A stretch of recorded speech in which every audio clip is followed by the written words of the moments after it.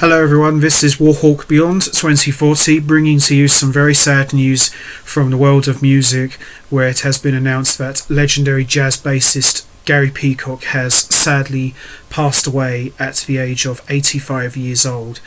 Now, I had learned about the news of his passing just this past weekend from a statement that I saw from drummer Jag DeJohnette, but I hadn't seen any other reports from any other websites or from fellow musicians until the beginning of this week that they had actually confirmed that he had indeed passed away. And this is such sad news for me because Gary Peacock was one of my all-time favourite bass players growing up, and he's been such a big part of my musical identity of jazz music that I had been listening to for virtually most of my life.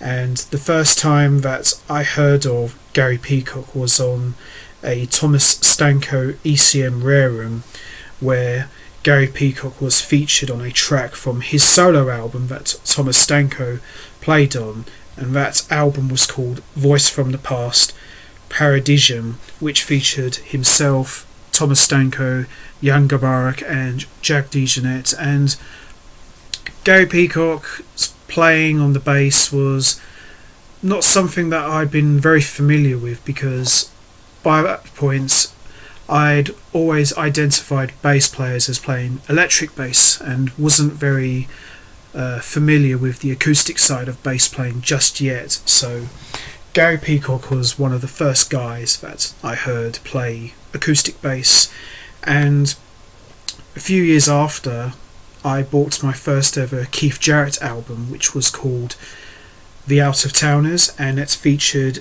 again Gary Peacock on bass, and he was such a big part of that album, and his playing was definitely an inspiration to me, and he quickly became one of my all-time favourite bass players in jazz music. Now, Gary Peacock has had a very long career, going all the way back to 1956, so he's been around for a very, very long time. He first started playing with, I believe it was Albert Yehler back in the 50s, and he's played with virtually everyone. He was part of the trio with the late great pianist Paul Bley and the late great drummer Paul Motion, and he was also a member of the legendary Bill Evans trio.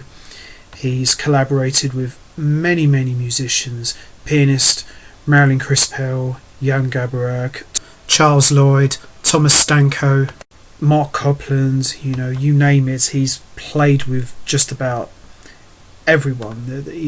There isn't a single person Gary Peacock hasn't played with, and he's also had a long association with Keith Jarrett in the trio with Jag DeJohnette, and that band lasted for well over 30 years. They've recorded 20 albums, and I've got every single one of them. And the first time that Gary Peacock, Jag DeJohnette and Keith Jarrett actually played together was on a Gary Peacock solo album called Tales of Another, which was a trio album, and it featured Gary Peacock's compositions, and that was the first time that the three of them actually played together, and that planted the seeds for what we would come to know as the legendary Keith Jarrett Standards Trio, and it all started with that album. So I highly recommend checking that album as well if you're curious to know how the Keith Jarrett Trio actually got their start, and it was actually through Gary Peacock's solo recording back in 1977. But Gary Peacock wasn't just a sideman. He released albums of his own. He had two great back-to-back trio albums with Mark Copland and Joey Barron, which were called Now This and Tangents. Fantastic albums, highly recommend you check them out. He also released a solo bass album called December Poems, which featured Jan Garbarek on 2 tracks, and he's released tons of albums as a leader, and he also done 2 beautiful duo albums with guitarist Ralph Towner, which were called Oracle and A Closer View, and he also recorded another duo album with guitarist Bill Frisell.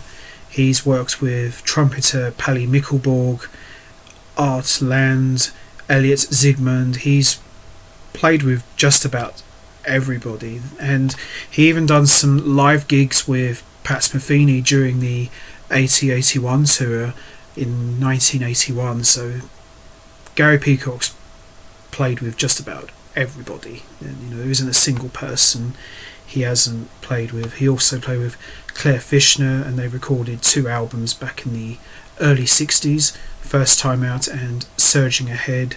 And yeah, this guy's done it all. John Sermon he's played with, Ravi Shankar, Misha Mengelberg, Mal Waldron, Tony Williams, Jimmy Woods, 2 great albums with Tonino Horta.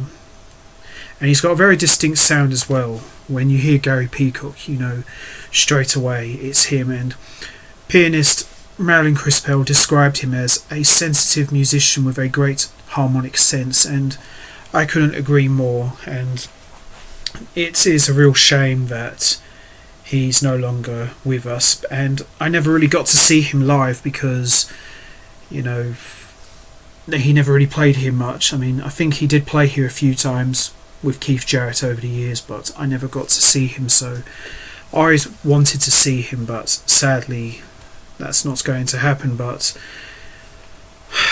what can I really say, really? He lived a great full life and made some excellent music with some of the greatest musicians in the world, and he made some great music of his own on his own albums as a leader, and he will be sorely missed by everybody, including me. And all I want to say is thank you, Gary Peacock, for your outstanding bass playing, all of the great music you played on, and all of the great music that you made. And your legacy and your body of work and music will live on forever, and may you rest in peace.